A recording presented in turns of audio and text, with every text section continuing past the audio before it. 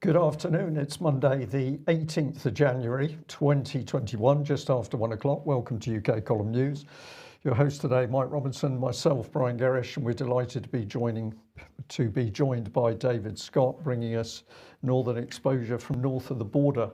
This is a just-in-time delivery, Mike. Very much so. So we're just going to get straight on. Lots to get through again today. And we'll start with the Mail today because their headline is Germany to repurpose refugee camps to detain people who repeatedly flout COVID rules by going out when they should be quarantining.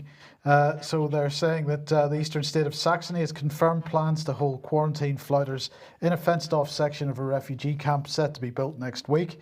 The regional state claimed that the facility will only be used for people who have repeatedly flouted lockdown rules around self-isolation. And they're saying that in Brandenburg, authorities will detain a section of a refugee section. I'm not sure who wrote this. It's not really English in many cases. Maybe it's been through a pretty poor Google Translate, or something like that. Legal experts told Die Welt that state governments have powers to detain people for breaching quarantine rules under Disease Protection Act, passed by the German Bundestag last March and renewed in November. So let me welcome David Scott to the programme and say, if this is being done under the Disease Protection Act, which was passed last March, renewed in November, that was probably a very similar enabling act, if I can use that term, to the UK's Coronavirus Act. Germany has a bit of history in this regard. It does indeed, and the optics of the Germans locking people up in camps because of their opinions is not good, because after all it does have very severe historical connotations, and people are starting to see the similarities here. I was sent another Mail article which was highlighting historical research of a horrendous photograph of a woman and child, a Jewish woman and child, being shot on the edge of a pit in the Eastern Front by German soldiers during the Second World War. And the research had found out the backstory and who this woman and child were, and was describing their lives up until their murder. And the person who sent me this was seeing a continuity between the way people are being treated in supermarkets when they don't wear masks, the way the state is taking over every aspect of our lives, and the way that the population has been mobilised and weaponised to stamp out dissent with the events of the Second World War. It's obviously different in severity, but the basic mindset, the basic failing of civilization is essentially the same. And this correspondent was highlighting this to me, was very disturbed by the similarities. Just keep in mind what David's just said there with respect to the state taking over our lives as we move through this. We'll be glad to report, won't we, that 1,000 or around 1,000 people over the age of 80 have now been vaccinated at Salisbury Cathedral. This happened over the weekend. The cathedral, of course, famous cathedral, is being used for this. You'd be glad to know, Brian, that they all were listening to organ music while this was going on, which is a bit confusing because I understand that church organs had mostly been taped off and weren't allowed to be used during this particular so-called pandemic. But nonetheless, for this purpose, apparently the rules can be broken. I'm short of words really to describe this stuff, Mike. I think that picture for me is utterly vile. And on the other hand, it doesn't surprise me that we've now got the church, particularly the Church of England, fully engaged with the government's programme. So spirituality pushed out the door, just do as the government says, is the line coming from our established churches. Yes. Now, on Friday, we reported the fact that the COVID vaccine in Norway had been discovered to have killed 23 people so far. At least that seems to be the case. This was the Norwegian Health Ministry, or the equivalent of the MHRA rather, reporting the side effects after coronavirus vaccine as of the 14th of January 2021. Now, they were saying that 13 of those 23 had been assessed at that point, but still 23 deaths associated with it. Pfizer has released a statement on this, so let's bring you up to date with that. Norwegian authorities have prioritised the immunisation of residents in nursing homes, most of whom are very elderly with underlying medical conditions and some which are terminally ill. The number of incidents so far is not alarming and in line with expectations. All reported deaths will be thoroughly evaluated by the Norwegian authorities to determine if these incidents are related to the vaccine. So David, in line with expectations, what do you think about that? Well, there's a chilling phrase. People are dying in line with expectations. What exactly was we tried to get this out of the Scottish Government, but they would not answer. What was the predicted level of severe adverse reactions? We will recall that they were looking. In fact, they let a contract for an entirely new AI system to monitor the adverse reactions because the legacy systems simply weren't good enough. And when we asked, well, how many adverse reactions are you expecting? There was silence.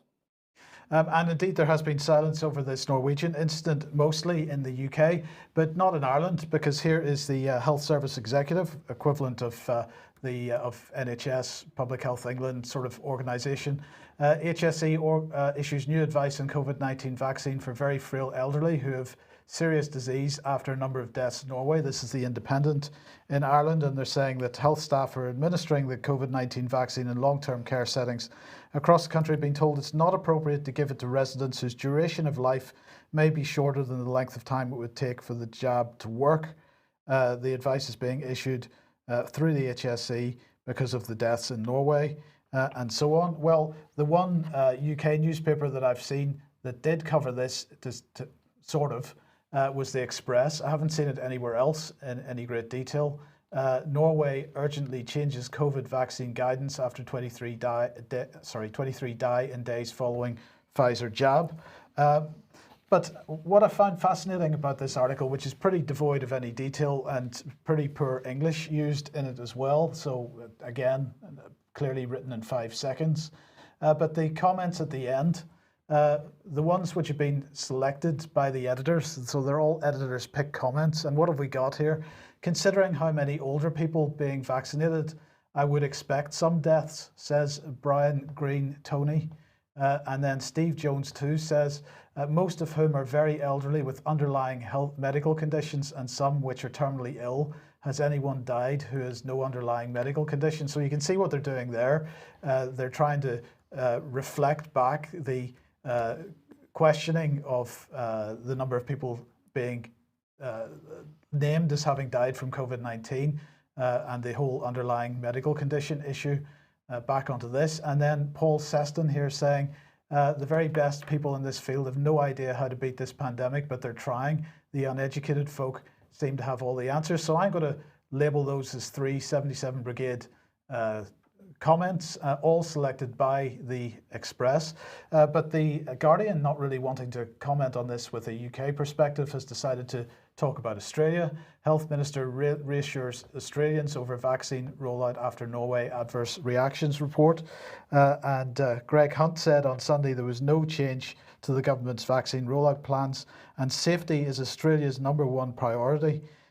He said that Australians should have confidence that we are being absolutely thorough and have a cautious but highly focused medical regulator who is taking into account all of the evidence from around the world. But there is no evidence to take into account. That's another question. He said he had spoken to various people on Sunday morning and asked to seek additional information from both Pfizer and the Norwegian regulators. We don't know yet whether this is a function simply of age and people who are older and sadly facing the natural loss of their life, or whether there's any causation.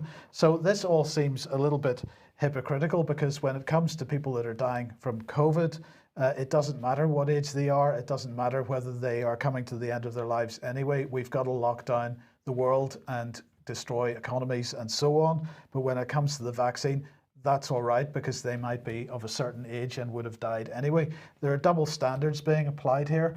And then let's move on to this, because this is now a report from Germany in German. Let's do a quick translate of that. Institute examines 10 deaths after vaccination. So several people have died, 10 people have died so far after being vaccinated against coronavirus. And the Paul Ehrlich Institute is now investigating the cause of death. So that's where we are with respect to vaccines at the moment. Well, that's a very good point you've made, Mike, that it's absolutely clear, isn't it? When it's COVID deaths, we've got to talk about absolutely everybody, and anybody who's maybe asymptomatic is a COVID problem.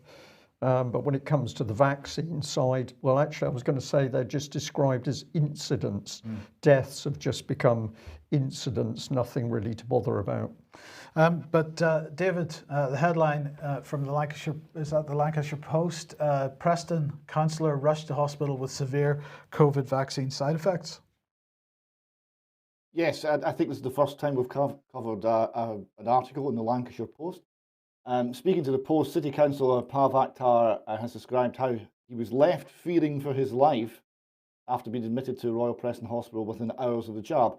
42-year-old councillor, and you'll see a photograph in a minute, he looks quite fit and healthy, from Plungton, who works full-time for the NHS, spent 24 hours in emergency care last week. So this is a very severe adverse reaction. It's one that's been reported.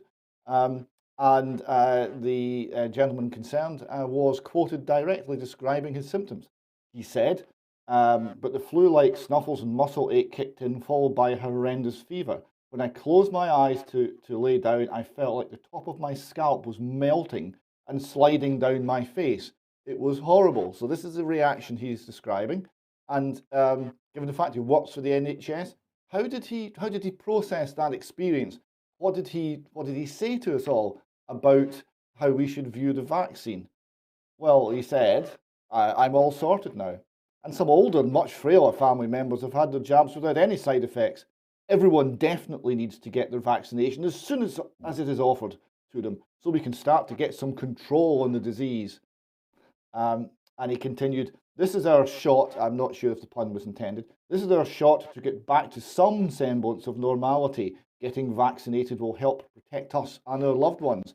So he's just, despite going through a very severe reaction where he was fearing that he would die because of the vaccine, he's gone straight back, flipped straight back to right on government propaganda. Now his job requires him to say this, and this is why that people, if they feel they cannot say the truth because their jobs depend on it, need to stop lying. Just say nothing if you can't speak truthfully.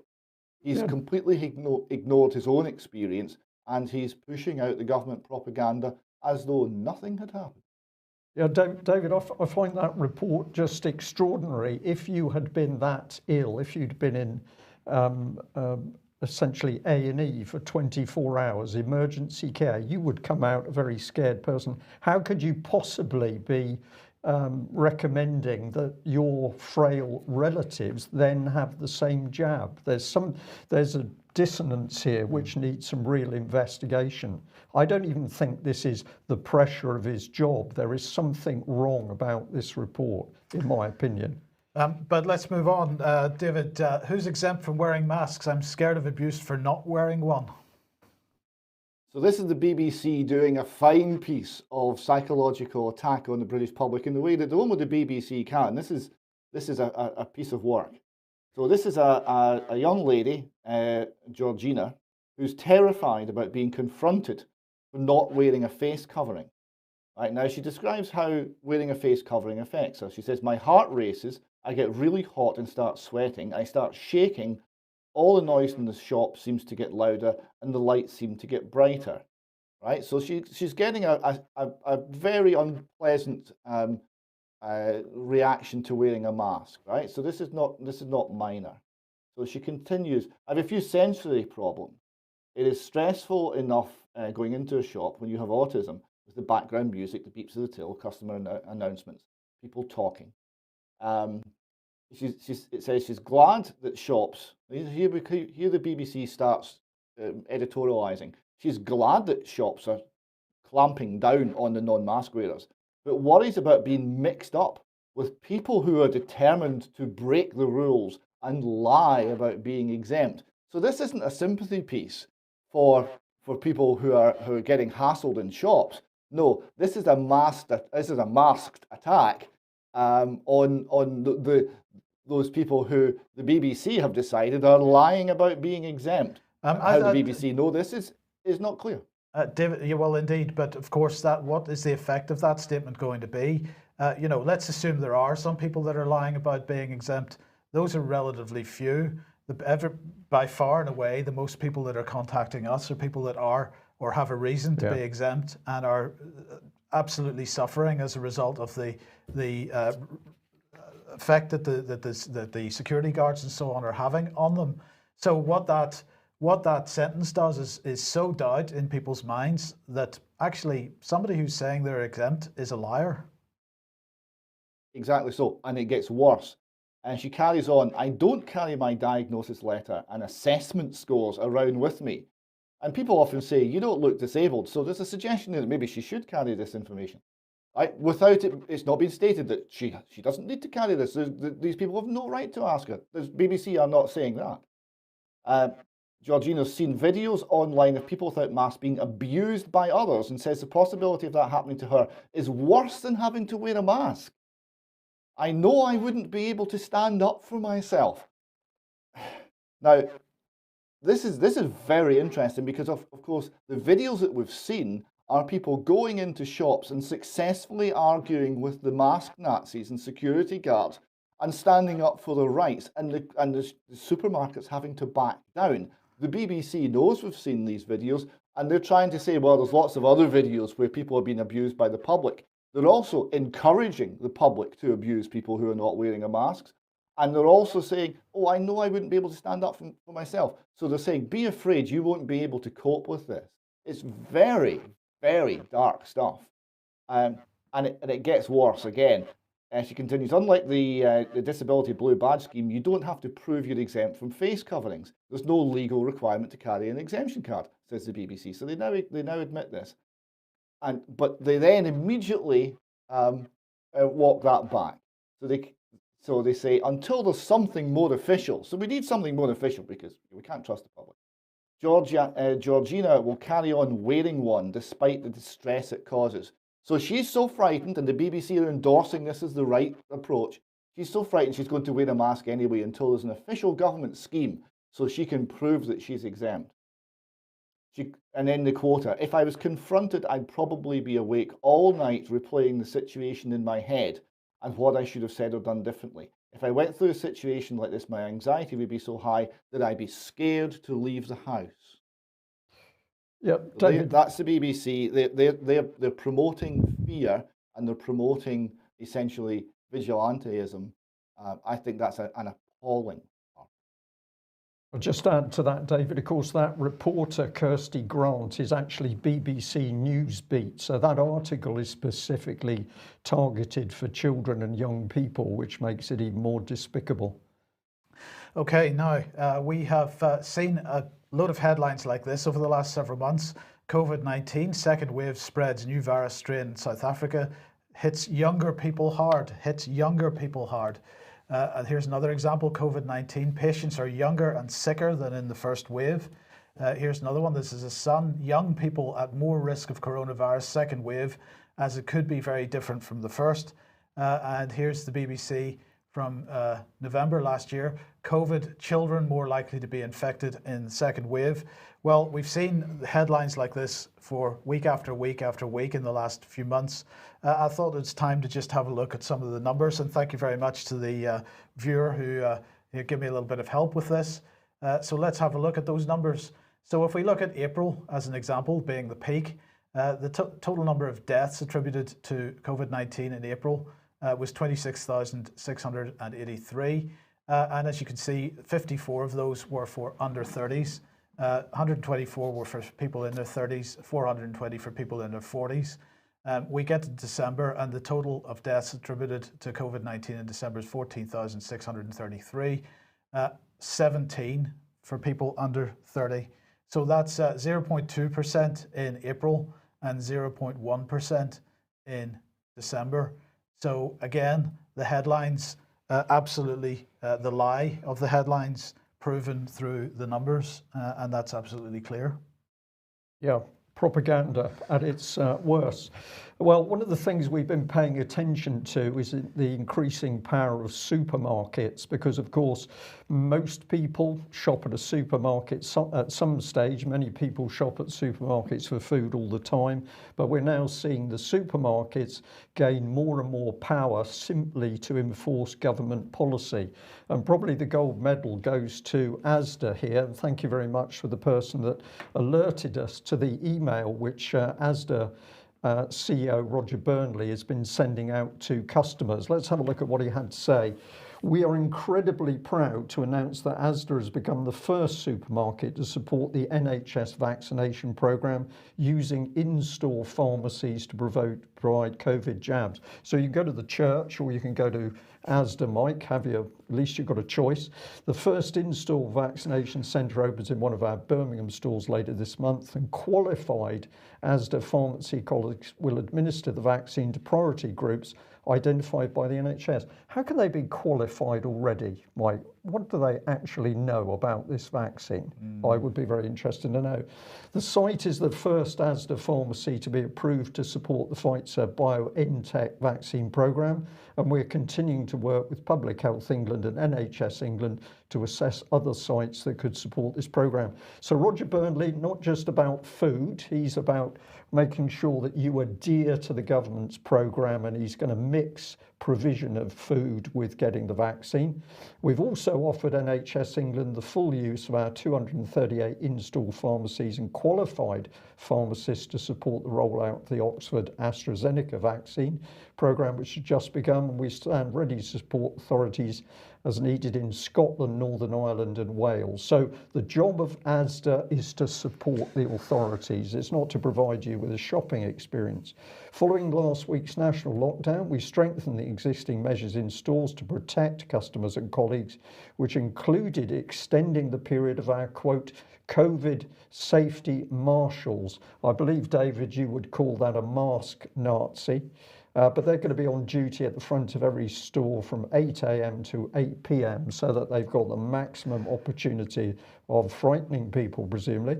We've continued to strongly encourage customers to wear face coverings. So Roger Burnley's got no interest in young girls, as we've just shown, who suffer as a result of face masks. We're going to strongly encourage customers to wear face coverings in our stores since it became a legal requirement to do so last July.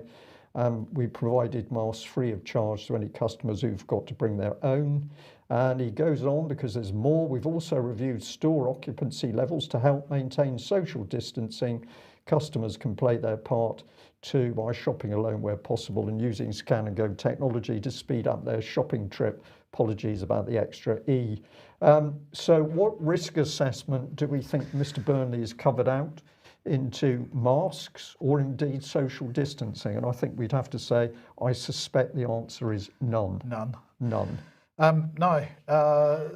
Statistics, as we have been making the point from the beginning, do show a picture. And of course, we are being constantly told about the number of people that have sadly passed away in 2020. And it's and quite a number of them now being attributed to COVID-19. The question is the death rate that we're experiencing at the moment unusual? Is it better, or is it worse than things we've seen in the death rates that we've seen in the past in years in this country? And is the policy of the government appropriate as a result? Well, of course, the number that we need to be looking at to sort of make that judgment isn't the headline number in terms of people who have died, because of course demographics have changed, population numbers have changed. And so, as we highlighted last week on the programme, when we see a headline from the BBC that says, excess mortality is its worst since the Second World War, then we can show that that's fake news. So we did that last week. We'll do that in a slightly different way. Now, here is the age standardised mortality rate.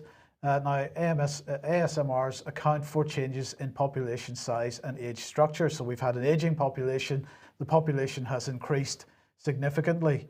So I thought it was worthwhile putting this graphic on screen just to show how that has changed. The Office for National Statistics provides this data from 1971. And I think what we can see, first of all, is that there has been a significant downward trend in terms of overall mortality since 1971, the last 50 years or so. But what we can also see is that, for example, if we look, I think that's 1978, 1981 or so, there's 4 or 5 places along that line where we see that there's been a setback to the trend, which isn't dissimilar to the setback that we've seen in 2020. And no matter what you think is the reason for that setback, our argument has been from fairly early on that the reason for that setback in mortality is because of government policy rather than the so-called pandemic itself. But the other key, the reason that I've put the year 2000, highlighted the year 2000 and the year 2008 there, is because obviously the level of mortality that we're seeing we saw in 2020 is below all those years between 2000 and 2008, making 2020 the 9th worst year since the turn of the century, but significantly better than every year since 1971, right up until 2009. So, David, you saw that over the weekend. I'm just wondering what your thoughts are on it. A fascinating graph. It shows, without fear of contradiction, that the level of mortality in the United Kingdom in 2020 was, for want of a better word, normal. There was nothing unusual about it. Where's the pandemic?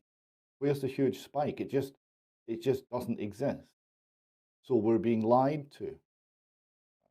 It's also quite interesting that the long-term improvement in health and longevity seems to have stopped in about 2008, 2009, and it's actually flatlined since then. So there's some interesting information coming out of the long-term trends as well. But in terms of 2020, it really puts it in context. That's the level of all-cause mortality we've had. Very minor, a small uptick, nothing unusual, and that's before you get into what's actually causing the uptick. And we're talking about levels of mortality which are much better than the early part of this century. So why are we closing the entire economy down? Why are we destroying our nation? Why are we locking people in their homes? Where's the reason? This is the question we've been asking from the beginning, and no satisfactory answer as yet.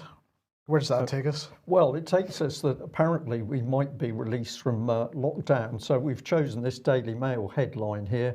Lots of psychological manipulation just in this image, because the headline in words is "Lockdown lifts in March," which is not actually what the article says. But then the whole of the image sequence is that, of course, this is only going to happen if everybody is a good little person and takes the vaccine. So the top image left has got Nadim Zahawi, who's the vaccine minister, and he's promoting not only vaccines, but the fact you will get a second dose of vaccine. Then we got the big image, of course, of somebody receiving it. And then on the right, we've got a map showing that the UK is going to have up to 2,700 special centres to roll out the vaccines. So this is the main headline. Lockdown is set to be gradually lifted from March when all over 70s are vaccinated. 5 million more will be offered a jab from today as Minister guarantees second doses within 12 weeks. Amid warnings, areas face postcode lottery for access. So no concerns over damage to people, deaths from the virus, but we've twisted it now. There's concern that you might not be able to get one. And just for the avoidance of doubt, what they mean by gradually lifted, Dominic Raab over the weekend was saying we will move back to the tier system that we saw a few weeks ago before this latest lockdown. And so they'll keep that going right the way through the summer, I'm quite sure. Well, we are seeing other reports, Mike, which is talking about the autumn. And if we're talking about the autumn for a lift, we're going to go straight back into the new cycle of winter 2021 problems. So I think what we're seeing at the moment is we're not going to come out of this. I'm just going to put Vaccine Minister Nadim Zahawi on screen there.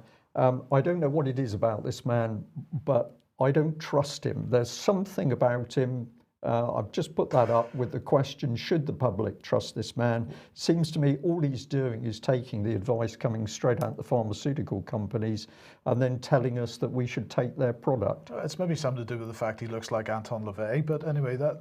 A little bit about that, but it is his eyes. I look into those eyes and I'm not thinking this man has got our best interests at heart. Perhaps I'm wrong. Yeah, okay.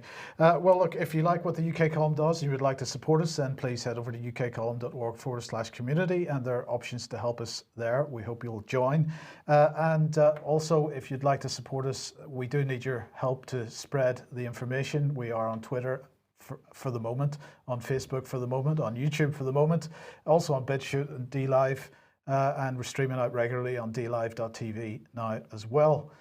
We also thank people who've given us donations, and a particular thank you to Mary, who I've made contact with but didn't manage to speak to direct, but very generous donation. So thank you everybody who's helping in that way. Absolutely. Now, Reuters then, just before the weekend, was pushing this out with a nice little video report. Temporary morgues have been set up in the UK as hospitals run out of space due to surge in COVID-19 deaths. And this is being presented as something new. So on that basis, we're going to call this fake news because, of course, there's nothing new about it whatsoever. This was done back in April. Now, if you want to know a little bit more about this, have a look at this article on the UK Column website, entitled Exercise Cygnus, UK Government Exercise Justifies COVID-19 Lockdown. It's worthwhile going back to some of the articles that were written close to the beginning of this whole thing. So this was from April 2020 by Robin Kaiser. Fantastic article. And one of the points that she is making is that between 2010 and 2017, there were 70,000 fewer intensive care beds in the UK.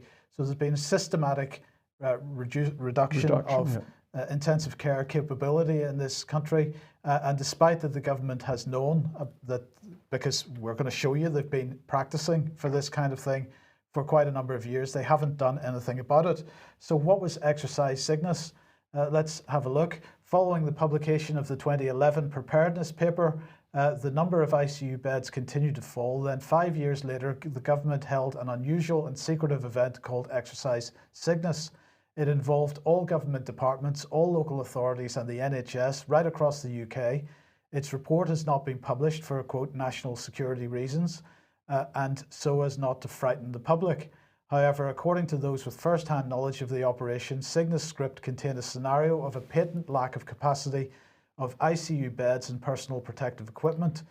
Based on its given hypothesis, it predicted that thousands more critical care beds would be required, large parts of the NHS would need to be switched off to redeploy staff, frail patients would be denied care, and mortuaries would be overwhelmed. And this is quite spectacular that the hypothesis proposed by Exercise Cygnus seems to be exactly the narrative of the British government, that there aren't enough ICU beds, that NHS has to be switched off to redeploy staff for frontline COVID support, that frail patients would be denied care. That was what drove most of the excess mortality in April and May.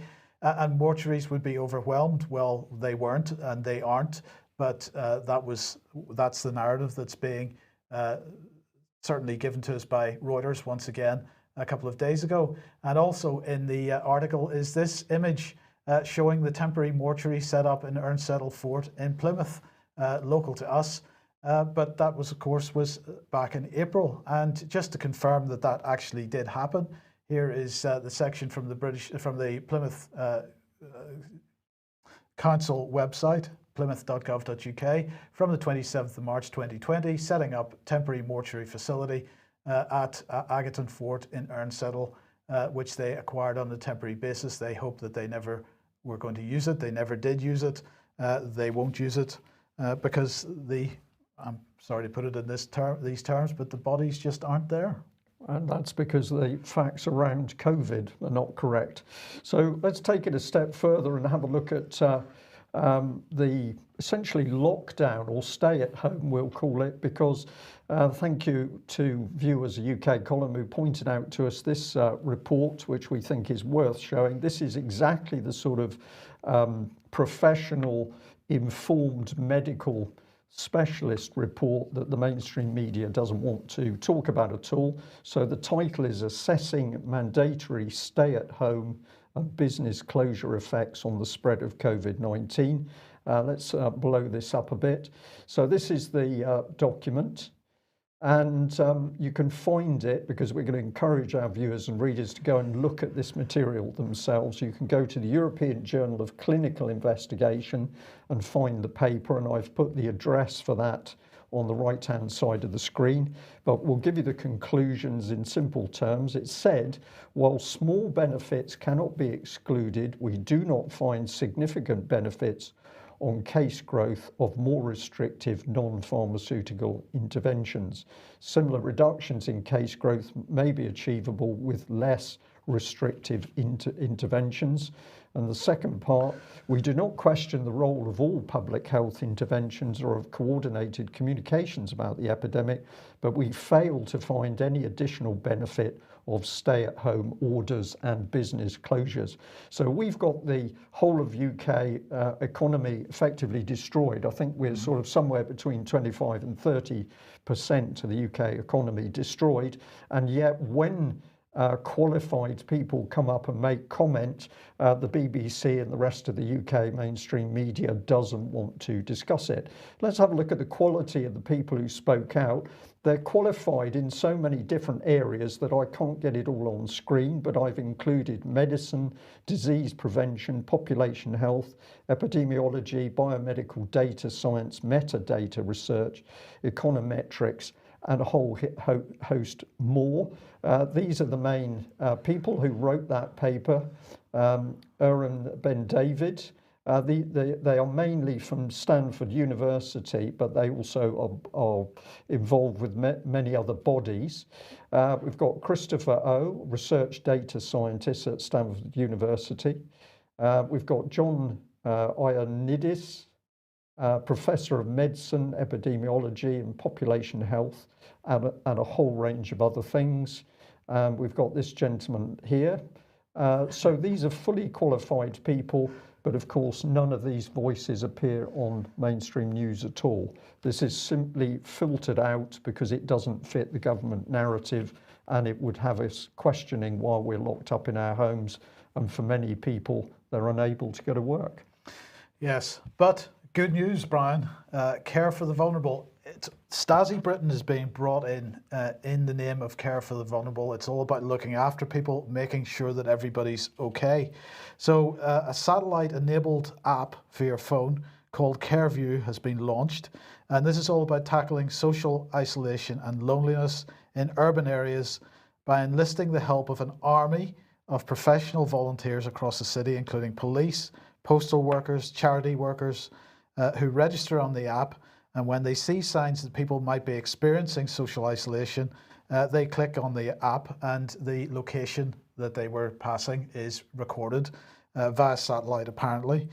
And this is because today, if anybody didn't know, being Monday the 18th of January, this is Blue Monday. We had a blue Christmas, but this is Blue Monday. And this is said to be the most depressing day of the year, with post-Christmas blues and cold, dark nights. So anyway, this is Blue Monday.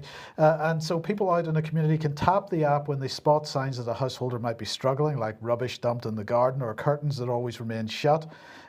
Through satellite technology, this app tap generates a heat spot on a web-based map of the city, and there are multiple app taps. This creates heat maps pinpointing streets and homes where people might welcome assistance of some kind. Now, this is, of course, David, what this is all about is making sure that it's the state which intervenes. It discourages any development of sort of community, and instead creates a situation where you just interface with the app. Don't worry about interfacing with the person that you might be concerned about at all, because of course we have to socially distance, wear masks and all that kind of stuff, so we can't do that anymore. So we just tap on an app and then the state will intervene. Yes, the state is coming into so many aspects of our lives to remove our normal interactions, attacking the family, attacking your communities. But on a positive note, Mike, this is going to be excellent for handing out social credit points. Well, indeed. But it's not all bad news, is it? Because more and more graffiti appearing. This is from Portobello Beach, and isn't it good? It's scrawled in chalk in the side of a waste paper bin, and it says, "Enough of this nonsense. Fear is the currency of control. Wake up." And whoever out there wrote that on the side of the bin, that's a beautiful statement. Thank you very much. Yes. Now, David, you are, of course, Northern exposure. So let's expose some Northern nonsense. And first of all, Alex Salmond and Nicola Sturgeon. Well, here we've got Alex Salmond in the role of Brutus and Nicola Sturgeon as Caesar. Now, I'll let you decide later on whether those are actually the right way around or not. This is a story that's been bubbling under for some time. It hasn't made the column simply because of lack of time. And there's so much other things that are more important happening. But I think now's the time. And I went to the mainstream media to try and get a handle on exactly, to try and explain what's happening. And it was quite disappointing. I'll take you quickly through a few mainstream stories that give some indication of at least the surface. Here we go, BBC News. Salmond accuses Sturgeon of misleading Parliament. So that's a headline, and that's a relevant piece of the story. He said that statements that Sturgeon made to the Parliament were simply untrue. Mr. Salmond's statement read, "The pre-arranged meeting in the Scottish Parliament on the 29th of March 2018 was forgotten by Nicola Sturgeon in her statements to the Parliament. Was forgotten about because acknowledging it would have rendered ridiculous the claim made by the First Minister in Parliament that it had been believed that the meeting on the 2nd of April was an SNP party business and was thus held at her private residence." So there's been meetings in the background at Nicola Sturgeon's home. She's been making statements about that it was party business, there's nothing to do with the government. So that's why there was no records, and that's why there was no minutes taken. And then, and sorry, David, this is all about Alex Salmond's court case and the allegations of sexual impropriety. Is that right? It's to do with the case against Alex Salmond, or the plot against Alex Salmond. We'll come to that. But it's the background is allegations of sexual misconduct were made against Alex Salmond via an in-house Scottish government complaints procedure by civil servants. There was then a process during which Alex Salmond was essentially convicted. Alex Salmond took that to judicial review. The judicial review lasted less than a day before the government case fell apart, and Mr. Salmond walked out vindicated. And he was then arrested by Police Scotland and charged with 14 counts, ranging from minor assaults on women to attempted rape. When this went to trial in front of a jury, the jury decided to acquit him on all counts, not guilty on 13, not proven on 1, and he was acquitted, and the government case again collapsed. But there's much in the background, and it's the background in Nicola Sturgeon's statements to Parliament that are being examined here. So the Sunday Post reports that Nicola Sturgeon is going to be asked to give evidence in person next week. So she's going to have to go in front of the Parliament inquiry, and her predecessor, the former First Minister of Scotland, has already said that she's lied to Parliament. So it's an interesting situation. STV News reported Salmond accuses Sturgeon of breaching the ministerial code. So this would be a resigning matter. If she's been lying to Parliament, she'll have to go. So if she's been having meetings in her house which had no minutes and no records, and they were on government business, and then she lied to Parliament and said it was party business, she'll have to go. David, claimed to have forgot. There seems to be a similarity here between her hosting meetings in her own house and Hillary Clinton hosting emails on her own server. Is there some connection between Clinton and Nippy that perhaps maybe this idea came to her mind? Well, Nicola Sturgeon is a huge fan of Hillary Clinton, has made that clear. Has had her photograph taken. She was very happy about this. So yes, there's certainly an affinity between the two.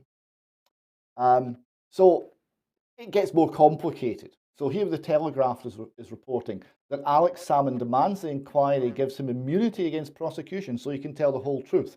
Now this is no minor thing, because what's happened since the Alex Salmond trial, at which he was acquitted on all charges, is that supporters of Alex Salmond have been targeted by the Crown Office for prosecution. Craig Murray is facing contempt of court charges, potential jail time, because he wrote a blog taking a journalistic approach to the trial. He went along, he listened from the public gallery, and he wrote about what he heard. And he's now facing prosecution over that. And a number of Mr. Salmond's supporters are facing prosecution. So Mr. Salmond being concerned that if he goes in there and tells the truth, particularly if the truth could be construed as identifying the women who made the allegations, that he could find himself in prison because of that.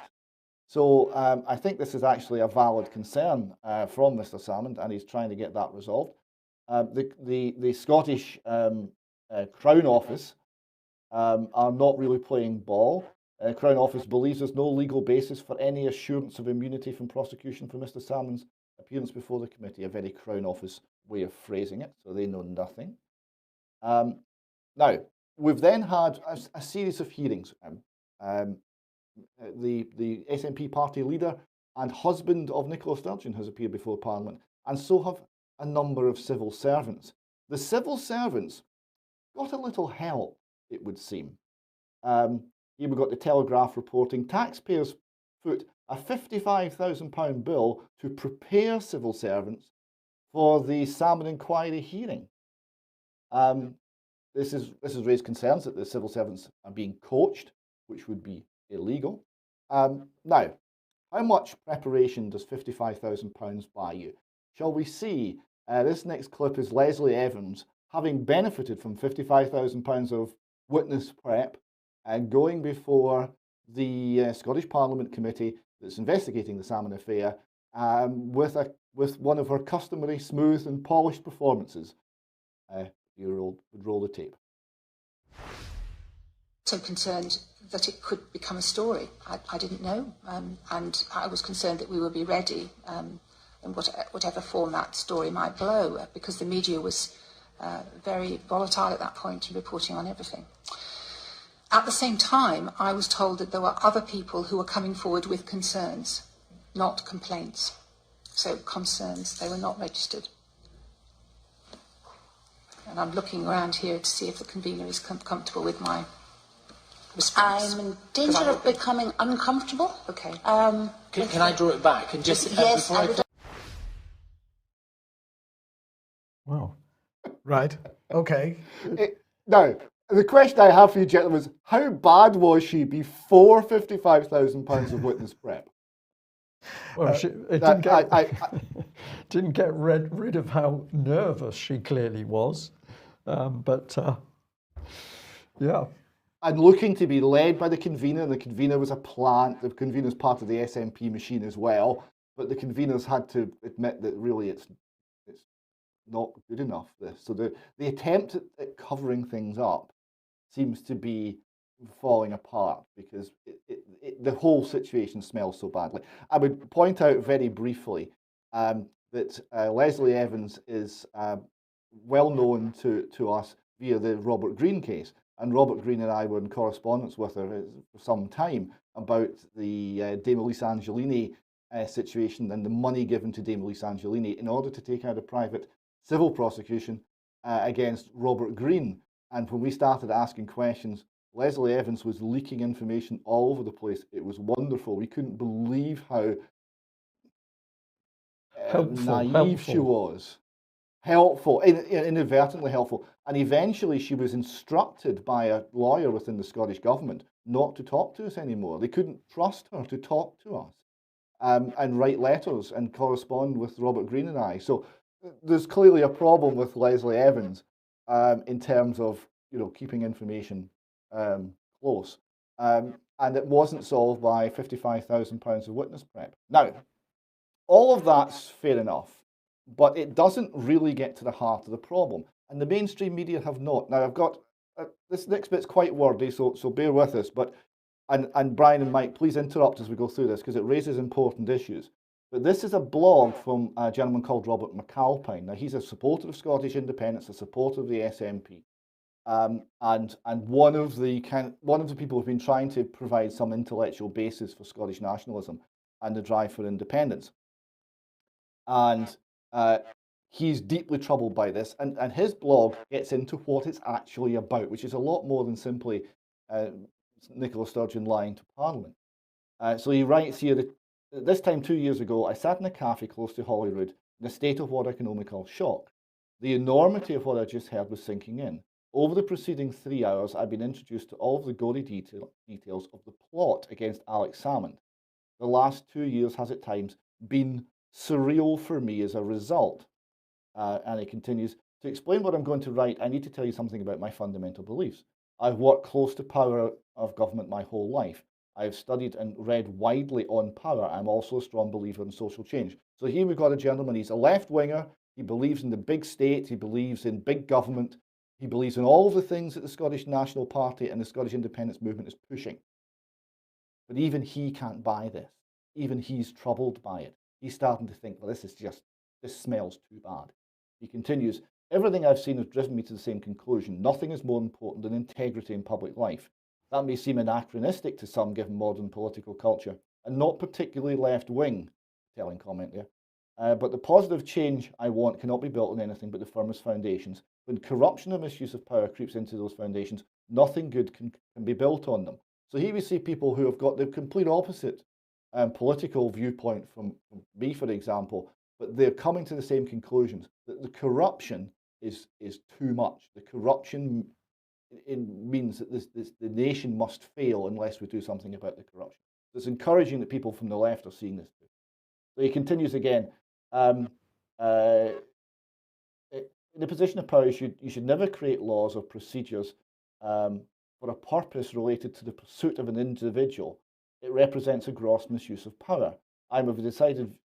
Now, this refers to the original case against Alex Salmond, which was handled internally through complaints procedures within the Scottish government. The complaints procedures were changed, were manipulated in order to allow Alex Salmond to be prosecuted.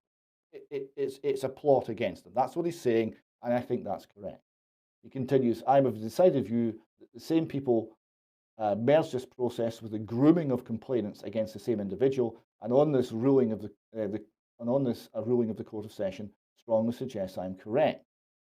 There are too many details concerning the fundamental improper manner in which the complaints process was subsequently pursued to cover here, but it's all documented and will be in the public domain eventually. This too was a gross abuse of power. It seems at this point that these actions, those behind these actions became aware of their risk of exposure as a result of legal arguments they had become aware of, and I believe this is when the cover-up began. So what he's saying here is there was a plot to get Salmond. People were groomed, witnesses were coached, and accusations were brought forward. A process was changed to enable those accusations, and Salmond was going to be made unelectable. Salmond was going to be taken out of the political scene by Nicola Sturgeon and those around her. And then when that started to come unstuck, there was then a cover-up of the political plot against Salmond. That's where we are so far. He continues, I believe that aware the position was coming into substantial jeopardy, the participants in this operation sought to move the focus away from their actions by escalating the matter to a criminal one and reporting information to the police, information that they had access to for at least 6 months previously but did not act on, and this was done against the wishes of the complainant. At this point, we moved into the territory of the kind of behaviour we seldom see in Western Europe. Certainly, seeking to jail someone for political expediency is something I did not believe I would see in Scotland in my lifetime. Pause must be taken here to take on the enormity of this. Now, those of us who supported Robert Greene knew that people would be jailed in Scotland for political expediency, because we went and visited them inside the jail. So this is not a surprise to some people, but here you got someone who thought he was living in a world that he could trust, and he's now discovering it's a lot more corrupt than he could possibly imagine. So he continues, as part of this process, I believe that a leak of information, which is probably criminal in nature, was carried out from within the office of the politician, he means Sturgeon, and on this, the investigation of the Information Commission strongly suggests that I'm correct. I do not believe that it is feasible that this happened without the authorization of the politician, although I am aware no hard evidence exists for this. The affair now moves into two strands. The first involves the continued efforts to cover up what has happened through the repeated failures to produce documents, even in the face of court warrants. And in this, a judge at the Court of Session concurs on fact, not motive. It appears to be, in the face of it, contempt of court. It also involves what I believe appears to be pressure exerted on government lawyers to misrepresent facts in court, up to the point where they threatened to resign. These two strands, he continues, these two strands recombine during the resultant criminal trial, where there may be a case to be made that the repeated refusal to produce relevant documents represents an attempt to pervert the course of justice and contribute to the imprisonment of a man by withholding evidence relevant to his defence. These are the most serious allegations you could possibly put against the government. Perhaps the pinnacle of this for me is the testimony of Woman H, by far the most serious of the charges presented. It was attempted rape. Here the prosecution led no properly admissible evidence that she was even in the building where the alleged attempted rape took place. The defence led multiple pieces of evidence, including reliable eyewitness testimony, that she was never there. The circumstances around this testimony are deeply concerning. It seems to be clear perjury. I cannot comment any more, but for this for me sums up the whole matter. So here you see the depths of corruption, where you have a plot to ruin someone's career politically. You have a decision to then move into a criminal prosecution when the original plot didn't work, in order to distract from that information, from that failure, that plot becoming publicly known. And what has saved Mr. Salmond? What saved Mr. Salmond was a jury. A jury said not guilty, and that saved him. So it shows you how vitally important juries are. Also, the Crown Office, who is meant to protect people from wrongful prosecution, the Crown Office prosecuted this. The head of the Crown Office, Mr. Wolfe, surely has to go. This shows that the Crown Office, which has been described as organised crime, the Crown Office is corrupt. The Crown Office must be corrupt for that criminal prosecution to reach court. The situation of Police Scotland is a bit dubious as well, but the responsibility mainly falls on the Crown Office for deciding to prosecute this. This is a criminal prosecution for political ends. This is appalling. So this is the nature of Scottish politics. We hope to get some resolution. We hope to have proper questions asked. We hope to see proper information come out, but there's a lot of pressure on a lot of people to remain silent or spend some time in jail. Whether we'll get to the truth of this, I don't know. Well, we'll watch with interest. I would say most people would look at that and say it was corruption. That's the word they would use, is that sort of corruption here south of the border in England. Most certainly it is. Until it's fully exposed, we're not going to deal with it. Thank you for that report, David. Well, we can just move on with the serious subject of mental health. Many people have been contacting us over the last year talking about the impact of particularly lockdown on people's mental health, and also pointing out that the statistics are not there to show the increase which many people are talking about as a result of lockdown. Now, we're going to thank the BMJ once again for publishing an article, at least starting to lift the lid and ask the right questions. So a lot of detail on your screen here, but essentially it's saying that the number of suicides is increasing. So it's here it says data published by the Office of National Statistics on the 1st of September showed that in 20 care and support to them, the data provides real insight into particular groups in society are at higher risk. We need more research to understand the reasons behind the increased rates of suicide in teenage girls and young women, as well as middle-aged men. The current pandemic and its impact on people's mental health reinforces the need for substantial and sustained government funding to ensure that there's a mental health system where no one, including those at risk of suicide, is unable to access the care that they need. Now, that was a very pertinent comment from Dr. Adrian James, but it was also this statement by the Office for National Statistics, which is important for the public to see. What did they say? It said that ONS published the provisional data for the second quarter of 2020, the peak of the COVID-19 pandemic. It showed there were 6.9 deaths by suicide per 100,000 people in England.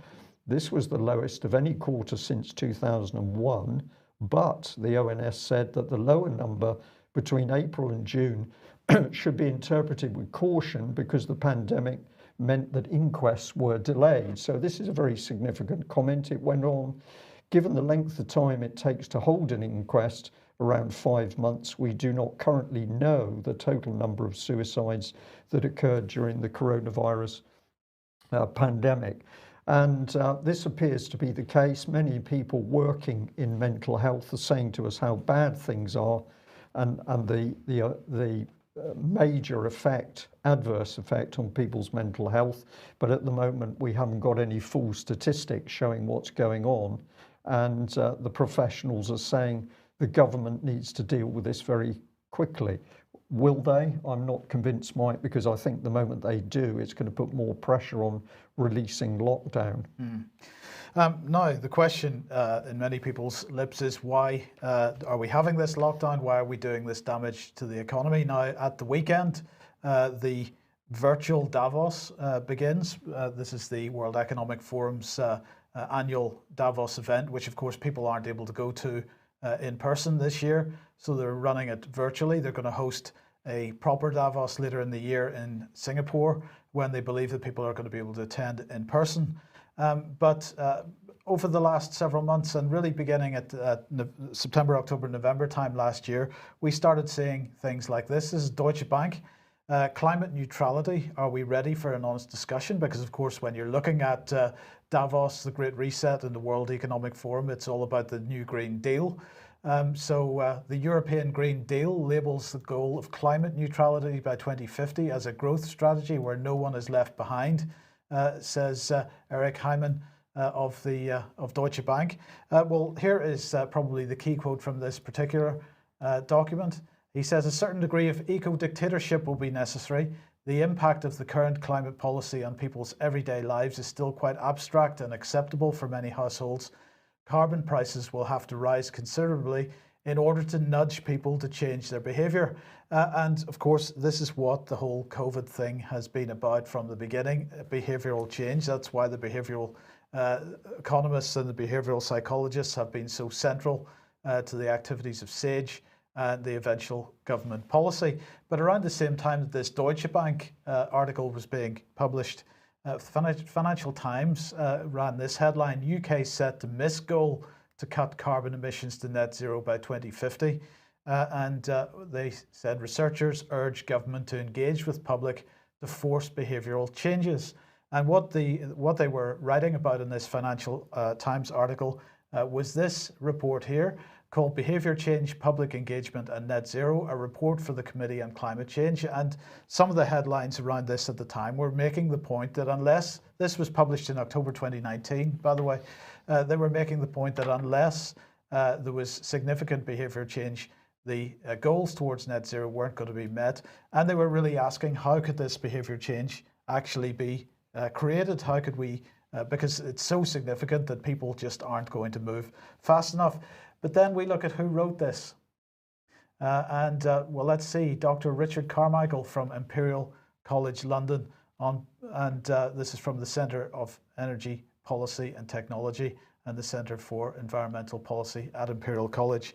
And of course, Imperial College expressing their concerns in this report, David, that behaviour change needs to take place, that perhaps something needs to happen to encourage that behavioural change. And then a few months later, we find the same Imperial College being one of the key drivers for behaviour change, which has resulted in the complete decimation of the UK economy and, in fact, the global economy. Just a coincidence. I'm sure it's just a remarkable coincidence. But it does, I do wonder if this time next year we might see, or maybe this time next month, we might see on Twitter hashtag defund Imperial College as well as defund BBC. I think that's a very good idea. Perhaps we should also just throw in that, of course, if you do your research on Deutsche Bank, I've got a headline in front of me here, Deutsche Bank's 5 biggest scandals: espionage, money laundering, interest rate scams. Germany's biggest lender has a global reputation for scandal and has paid hefty fines and expensive settlements to make up for its wrongdoings. And they're talking over $600 million in fines, but the same bank is going to advise us how to run the planet. It's a good system. Well, let's probably end the news with the BBC. This is an interesting report that was pointed out to me. What is it about? Racism in education, how truth pages help students fight back. Said the killing of George Floyd was a catalyst moment for social justice movements across the world, but after the coronavirus pandemic worsened, some of these movements were pushed aside. Well, the BBC, of course, very upset about that, and as we'll see, they got into the middle of it. One which isn't is an online reckoning orchestrated by students known as Truth Pages, and it says racism exposes pages became popular across both sides of the Atlantic, primarily on Instagram, allowing Black, Asian and minority ethnic students to share their experiences. The result was a wave of call to action by some more successful than others, enlisting the cooperation of institutions in tackling racism and racial inequality. So the BBC, sad that the thing had died down with COVID, so they're busy in stoking it up. And then if you follow through the journalist, this is Sam Everett, this is how she went about it. Me and Lorna Aqua are looking to speak to current students who have experienced racism at university, either in the UK or the US. Purely research stages at the moment, but eventually looking for contributors to a BBC video we're doing. If this is you or you know someone, drop us a direct message. So they're seeking out the Discord. Another one here, looking for minority ethnic students or alumni who are willing to record a short voice note describing as an experience of racism they face. There's not a lot of evidence in a little voice recording, Mike, and I think we've seen how they're going to be used. And this, of course, spreads. And if you follow the the Twitter chains through, you end up with this sort of organisation, which is Why is My Curriculum White? A student-led independent decolonisation campaign at Lancaster University. And David, I was going to ask you for a definition of what a decolonisation campaign is. I think we know. Well, here's the thing, right? Take physics, for example. The great men in physics might include James Clerk Maxwell, Sir Isaac Newton, Leonard Euler, and there's a problem. These are all white, Christian, European men. This is the problem. Physics is flawed. Physics is white physics. We need to have African physics. We need to have ethnic physics. We can't have knowledge anymore. We can only have knowledge from a particular ethnic subset. It's the introduction of racism, which is a toxic ideology at the best of times, into every aspect of human life and endeavour. Yeah, toxic subject. Thank you for that. This is intersectionality, which we keep warning our viewers and and listeners about, but we followed that Twitter trail and it got even better because here's Lorna Aqua, and then we find something very interesting. Have a look at this one. Right, so let's address the elephant in the room. I've worked for the BBC for the past 5+ years and have watched white reporters from the same organisation say the N-word twice in 1 week. I've written a letter to the BBC on behalf of We Black Journos. So the BBC goes investigating racism, comes out that it's in the BBC, but that doesn't appear in the BBC article. So we're just going to say the BBC is pretty good at ramping up the discontent, but fails to deal with its own problems. We're just going to jump to the end slide there with an eye on the time. And yes, David, you wanted to finish off with this one, a skit on probably the oldest joke that in existence. Yes, I thought it was a wonderful cartoon. So you see the chickens crossing the road at a zebra crossing, and it's being met by 2 cops. One seems to be writing out my ticket, and the other one is tapping his truncheon menacingly. And the cop says to the chicken, "This better be good." Okay, yeah, we'll end there. David, thank you very much for joining us. Thank you to all of our viewers and supporters. It's really great to get the amount of correspondence we're getting at the moment, largely thanking us for what we're doing, so that's much appreciated. For UK column members, we'll be back on the live stream in about 10 minutes for some news extra. We will see you then. Thanks for joining us. Bye-bye. Bye-bye.